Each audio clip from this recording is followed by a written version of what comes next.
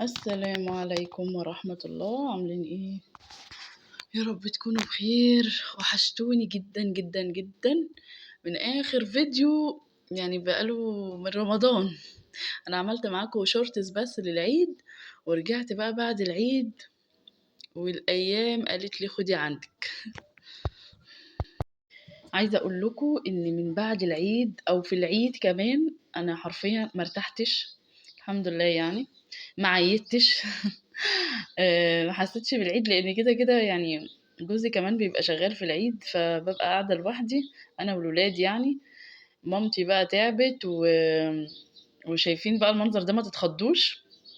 بعد العيد مباشرة بقى بدأنا، كان عندي بقى تصليح وإصلاحات كده في الشقة كلها، وأنا الحمد لله من يوم ما اتجوزت لو حاجة واحدة عندي باظت في الشقة كل حاجة بتجيب بعضها.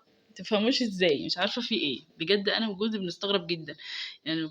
برضو بنقول الحمد لله الحمد لله انها بتيجي على قد كده. المنظر بقى الفظيع، متخضوش متخضوش.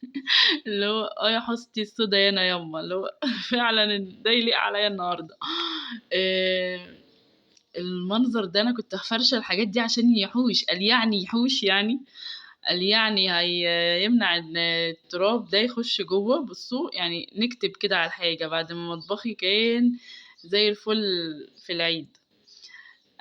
عملت طبعا تنظيفة العيد، وبعدها دخلت على السحلة الحلوة دي.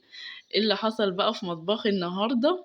هقول لكم ايه اللي حصل. انا بس الاول بقى ايه اللي لسه بتشوفني لغايه دلوقتي ولسه ما حطيتش لايك وشير، يا ريت بقى بعد اذنك عشان نبقى عيله حلوه وكبيره واحس كده فعلا ان انتي بتحبي تسمعيني. حطي لايك وشير. انا كنت على طول ما بحبش اقول حطي لايك وشير، بس من عشمي فيكو يعني كنت بستتقلها قوي قبل ما افتح القناه، لما اسمع فيديو والاقي لازم احط لايك وشير. والله اولا فعلا لما دخلت في المجال بقى عرفت اصلا هو ما بيعملش اي حاجه غير ان الفيديو يترفع يعني.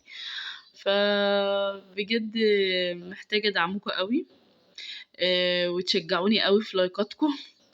وتدعوا لي كده اليومين دول، لان بجد والله لسه كمان مكمله في الايام التعب دي، وانا اصلا تعبانه. فيوم اتعب ويوم اقعد، فالحمد لله. اللي حصل بقى في المطبخ كده، عندي حوض المطبخ لوحده كده وهو ستانلس يعني. اتشرخ كده كذا شرخة من الجنب، فبدأ يجيب مية من تحت، وبدأ اتخرم كمان. يعني شوفوا بقى، يعني مفيش حوض ستانلس يحصل له كده، بس مش عارفة سبحان الله يعني، قدر الله ما شاء فعل. فباظ خالص، باظ خالص خالص. الحلتين يعني مش حلة واحدة، لا الحلتين. فطبعا اضطرينا نغيره، واتصدمنا بالاسعار لان انا من جوازي يعني بقالي 11 سنه متجوزه. الحوض سليم وشغال وزي الفل، وكان ايامها جوزي بيقول لي كان رخيص قوي. دلوقتي يعني من حوض كان على ايام جوازي بسعر ضئيل، سعر هايف يعني، لألوفات فجأة كده. يعني الحوض ده غالي قوي قوي. انا استغربت اصلا ان حوض المطبخ الله يكون في عون العرايس والعرسان اللي بيتجوزوا والله بجد، واللي بيكونوا شقتهم بجد بتبقى يعني اعجوبه. الله يقويهم، الله يقويهم. احنا يعني المطبخ والليله اللي دي كلفت جامد الحمد لله. بس يعني نتمنى الحمد لله ان ايه، يدوم بقى ان شاء الله وما يحصلش حاجه تاني. رغم ان انتوا عارفين انا بحافظ، بس هي ايه حاجه كده لا اراديه يعني، الحاجات دي بتبقى ليها عمر برضو. جبت بقى ايه، طبعا ما كانش ينفع خالص. الحمد لله بدلناه، وعشان يبدله طبعا اضطر. انا كان عندي اللي متابع فيديوهاتي عارف ان الحوض بتاعي بيضاوي، فجبناه. احنا قلنا حسب المقاس وخلاص، يطلع بقى مربع يطلع مدور، المهم المقاس. فدخنا اصلا على بال ما جبنا المقاس بتاعه. في الاخر الحمد لله جه مربع. انا كان نفسي بصراحه بصراحه كان نفسي في المربع جدا، والحمد لله يعني الحمد لله ان هو جه كده. لاني بحس البيضاوي كان بيلف الميه عندي كده وتقع على الارض، وكان مبهدلني اخر بهدله. فبرضو يعني الحمد لله ان ايه جه مربع، والحمد لله هيريحني ان شاء الله بعد كده. وهو فعلا بدأت بقى احس ان تعبي ما راحش اقدر. وبعد التنضيفة العميقة دي ما كانش ينفع اللي أعمل في المطبخ كده. أنا كنت دايمًا أغسل الألوميتال من فوق وأعمله بالفوطة. أنا عايزة أقول لكم بسبب المَيّة دي أنا كنت هاموت حرفيًا. يعني الجزء ده أنا كنت تحت بقى بارُش مَيّة، يعني رشيت مَيّة فوق هي المقطع ده، كنت تحت بقى أنا باتكهرب، يعني تحت في فيشة كده أنا مجرية لكم كمان المقطع، بس قعدت شوية عقبال ما دراعي يعني رَد كده عافيته، اتكهربت جامد جدًا رغم إن أنا كنت قدامكم فاصلة الكهربا. وبُصّوا بقى بجد أنا بطل، يعني شجعوني، شجعوني في تعليقاتكم، بجد أستاهل لايك والّا لأ؟ المنظر كان عامل إزاي، وبُصّوا بقى المطبخ كان عامل بقى لأ، بقى عامل إزاي. فوالله تعبت جدًا، جدًا، جدًا، بس الحمد لله ربنا بيعين وربنا بيقوّي، لغاية ما وصلت للدرجة دي. أول حاجة بقى قُمت كانسة أصلًا عشان أنا عمّالة أحكي لكم ونسيت أشرح لكم من أول الفيديو. كنست بقى كمية التراب اللي أنتم شُفتوها، وحاولت كده أنزّل بالمقاشة بس خلاص اللي هو مش قادرة أتنفّس أصلًا من كتر التراب. وحتى الشفاط كان عليه كُتَل من التراب بتاع الرخام، هو اضطر طبعًا يحفر في الرخام، وهو حفر الرخام اللي بهدل لي المطبخ كده، ورغم إني كنت عارفة بس مهما أغطّي ما برضه ما عملش أي حاجة، التغطية دي ما عملتش أي حاجة. فطبعًا كُلّه اتملا تراب الناعم اللي هو بيطلع من الرخام ده، بُصّوا عشان يساوي أصلًا من بيضاوي لمربّع، فطبعًا حفر شوية حلوين، فطبعًا ده كُلّه نطر عندي بقى. فأنا كنت أصلًا شايلة مفضية المطبخ الرخامة بقى حتى الماعة اللي باعلّق عليها الحاجات دي، العليقة بتاعة المعالق وحاجات المطبخ دي برضه، ففضّيت على قد ما أقدر، لكن ما قدرتش بصراحة إن أنا أفضّي جوّه. يعني الحمد لله اللي جوّه كان يعني جوّه بقى نضيف شوية، حتى المطبقية دي اتغسلت من فوقها لتحتها من جوّه لبراها. بُصّوا ما خلّيتش أي حاجة خالص في المطبخ إلّا لمّا غسلتها وضبّطتها ورجّعتها زي ما أنتم شايفين كده. ده أقصى حاجة الحمد لله ربنا عني وقواني. صحيت بقى فيه بدري، يعني يومها بالليل أنا السباك مخلّص من عندي متأخّر، قُلت والله ما عاملة حاجة، أنا كنت خلاص أعصابي أصلًا مش قادرة وخلاص عايزة أنام. قُلت الصبح بقى والنهار له عينين وربنا هيعينّي ويقوّيني. والله أنا عايزة أقول لكم وأنا نايمة بافكّر أنا هابتدي منين، لإن ما كانش المطبخ بس، المطبخ أصلًا بهدل لي الشقة كلّها، حتى الreception، الأوض. عايزة أقول لكم بقى يعني ده فيديو فعلًا في عِز ما أنا كنت فيه ما كنتش عايزة أصوّر، بس قُلت أعمله عشان أفيد برضه بيه غيري. وأنا كمان المطبخ عندي من غير باب، أنا لو كان في باب للمطبخ كان هيبقى الموضوع مُحكَم كده شوية، لكن للأسف بقى هو الشباك بس اللي بيطُل على الreception قفلته، وبرضه لقيت الreception متدمّر، بايظ خالص. أنا قاعدة كده عايزة أقول لكم أنا هابدأ منين؟ أنا بجد هابدأ منين؟ أنا مش عارفة أبدأ منين، حتى الأوض قافلينها برضه متدمّرة خالص، كلّها أبيض، كل العفش أبيض. يعني تحسّي بودرة بيضا كده، ناعمة بقى ومعلّمة، وأنا كمان العفش عندي برّه أسود، يعني بيبان فيه جدًا. فالحمد لله بقى مسكت حاجة، حاجة. عايزة أقول لكم الدنيا كانت مقلوبة، حرفيًا مقلوبة. وكنت شايلة بقى كل الحاجات ديّة، ابتديت بقى بعد ما خلّصت ابتديت أرُص بقى كده، قُلت هو لو المطبخ خلص الشقة خلاص خلصت، لإن الشقة فعلًا بالمطبخ يعني. فالله يعينّي بقى ويعينكم. حبيت كده أورّيكم يومي كان عامل إزاي ومحتاجة منكم كده دعوات حلوة. الشفاط بقى بُصّوا حاسة إن أنا مجهودي خلص وأنا رايحة أغسله، حاسة إن أنا مجهودي مش قادرة، اللي هو طاقتي نفدت.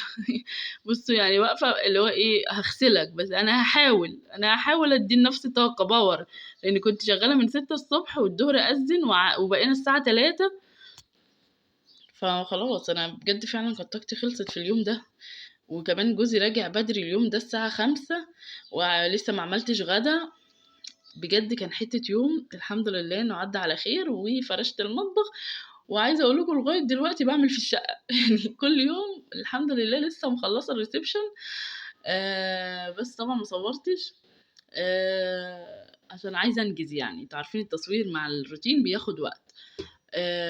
قُلت بقى إيه كده خلاص بقى، كان إيه الكوبايات دي جاية بقى من الأوضة اللي إحنا كنا قاعدين فيها عقبال ما المطبخ يخلص. عايزة أقول لكم الأوضة كانت مقلوبة مطبخ أصلًا عقبال ما الراجل يخلّص. باعمل عصير جوّه، بأكل الولاد جوّه. هو قعد كام ساعة كده بس.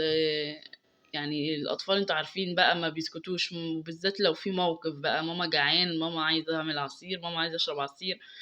فكنت عاملة حسابي بقى واخدة حاجات جوه في الأوضة، فابتديت بقى أعزل المطبخ اللي كان في الأوضة ده، حطيت بقى كل حاجة في الحوض وقلت كده ايه أخلصها، أغسلها يعني. وعايزة أقول لكم بقى في كمان يعني حاجات كتير أنا ما صورتهاش، لأن طبعا كنت بجيب المطبخ من فوق كمان. عايزة أقول لكم السيراميك من فوق خالص، طلعت بقى فوق الرخامة وقعدت أصبن وأدعك ولمع. ف كده اللي انتوا شايفينه في الفيديو ده مقتطفات يعني كنت حاجات كده، مقاطع كده من الفيديو، مقاطع صغيرة بالنسبة للي أنا كنت فيه. والطرقة بقى بره كمان اتبهدلت، جبتها برضو كل الحيطان من فوقها برضو بالمية.